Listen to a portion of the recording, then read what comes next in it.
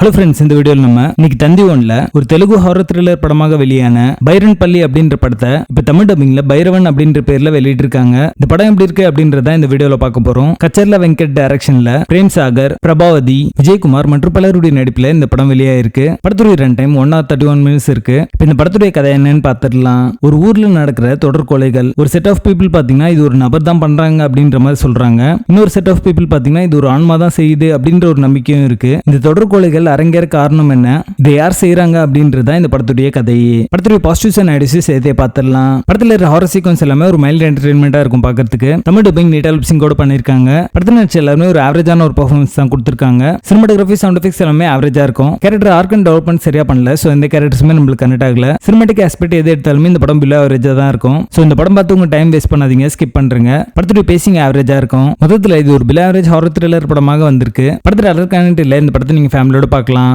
பைரவன் படத்துக்கு எங்களோட rating 4 out of 10.